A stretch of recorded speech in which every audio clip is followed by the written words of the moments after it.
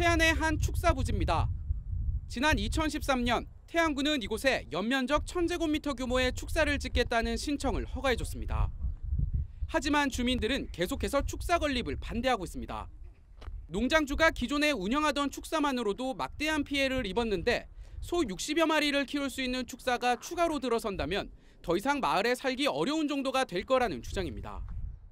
지금 겨울에도 심한데 여름에는 더 악취도 심할 뿐더러 그 해충으로 인한 피해가 엄청 많이 있습니다.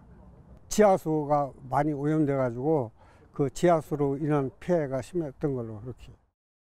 그러면서 주민들은 애초에 태안군이 축사 허가를 내준 것 자체가 잘못이었다고 말합니다. 부지와 맞물린 곳에 당시 불법 건축물이 있었기 때문에 허가 요건을 갖추지 못했다는 겁니다. 실제로 법원은 농장주 측 건축사가 현장 보고서에 불법 건축물의 존재를 빠뜨려 거짓으로 작성했다며 지난 2015년 벌금형을 선고했습니다.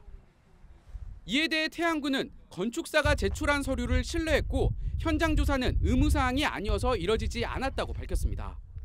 또 뒤늦게 불법 사실을 알았을 때는 이미 해당 건축물이 철거된 상태여서 건축 허가를 취소할 수 없었다고 설명했습니다.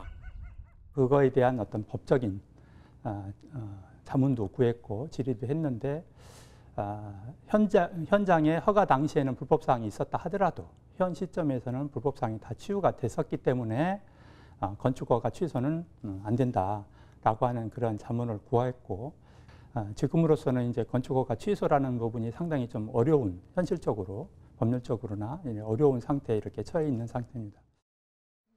문제는 갈등의 씨앗이 최근 되살아났다는 겁니다. 주민항의가 빗발치자 태안군이 해당 축사에 대해 공사 중지 명령을 내렸는데 지난해 10월 대법원이 이를 부당하다고 판결하면서 축사 건립이 재개될 가능성이 높아졌기 때문입니다. 법에서는 공사 중지 명령에 대한 해제를 해줘야 당연하지 않습니까?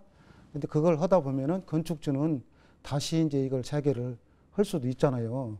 그걸로 인해서 이제 주민들이 이제 환경 오염이라든가 이런 문제점이 많이 이제 민원이 생길 것이다.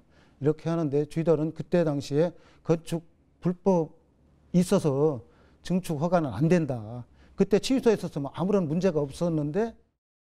태안군과 군의회가 중재에 나서겠다고 밝혔지만 양측의 입장이 팽팽하게 맞서고 있는 만큼 6년 전 시작된 갈등이 더욱 확산될 조짐을 보이고 있습니다.